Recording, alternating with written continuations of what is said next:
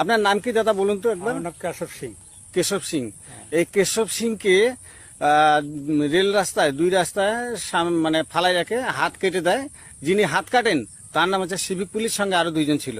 আর সেই সিভিক পুলিশের নাম হচ্ছে সনাতন মণ্ডল, তাই তো? ময়নাগুড়ি ব্লকের। আর এই দাদার বাড়ি হচ্ছে রোডের উত্তর দিকে উল্লাডাবড়ি, মানে উল্লাডাবড়ি, গ্রামের নাম উল্লাডাবড়ি। তো এই দাদার প্যাথেটিক সিন, মানে কি বলবো, টিএমসির এত অত্যাচার যে এই দাদার জন্য আমি সাংবাদিকের দৃষ্টি আকর্ষণ করছি, আপনারা এইটাকে তুলে ধরবেন। এই দাদার অবস্থা দেখুন, এই দুইটা হাতেই কেটে দিয়েছে। তার জন্য কিন্তু হয়তো কেস খামারি হয়েছে, কিন্তু এখনো কিন্তু কোনো শুরু হয় নাই। আমি জানি 24 ঘন্টার মধ্যে পুলিশ তাকে অ্যারেস্ট করতে পারে, কিন্তু এখনো অ্যারেস্ট হয়নি, পলাতক। আর এখন আমি যেটা জানি সেটা হচ্ছে, পুলিশ যদি মনে করে যে মাটির তলায় থাকলে সেই আসামিকে ধরে আনবে, সনাতন এমন কিছু একটা নয়। তো সঙ্গে সঙ্গে ওকে তো এখনো অ্যারেস্ট করলো না।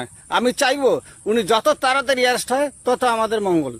কারণ ইনি অনেক অত্যাচার করছে, অনেক দোকান ভাঙচুর করছে, অনেক কিছু করছে। টিএমসির আমলে এত কিছু করছে, সেটা মানে ভাষায় প্রকাশ করার মতো নয়। তো যাই হোক, দাদা যেই দুঃখ কষ্ট নিয়ে চলছে সেই কথাটাই আমি তুলে ধরতেছি। একটু একটু দেখুন, দাদার সঙ্গে একটু কথা বলি। দাদা, আপনি কি কাজ করেন? আমি আমার বাড়িতেই থাকি, আমার তো আর কোনো কাজ করার ক্ষমতা নেই। এই হাত নিয়ে কাজ করতে পারেন না? এই গরু বাছুর নিয়ে থাকি। গরু, মানে এই গরু দুটা, তাই তো? তো গরুগুলো আপনি এইভাবে যে নিয়ে আসছেন, আপনি কি করে দড়ি টড়ি কিছু নিতে পারেন না?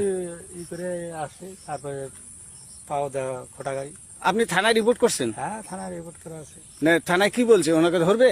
আর কইছে তো ধরবো ওখানে, তারপরে ওখানে কি করে পুলিশে, ওখানে তো এখনো ধরতেছে না, তাই তো? উনি কি বাড়িতে থাকে না পলাতক? ওখানে শুনি তো পলাতক আছে। পলাতক আছে। আচ্ছা, ঠিক আছে, আমরা সাংবাদিকদের দৃষ্টি আকর্ষণ করছি যাতে সনাতন মণ্ডল সিভিক পুলিশ যত তাড়াতাড়ি অ্যারেস্ট হয়, এটাই আমরা চাইছি। ধন্যবাদ। আপনারা এই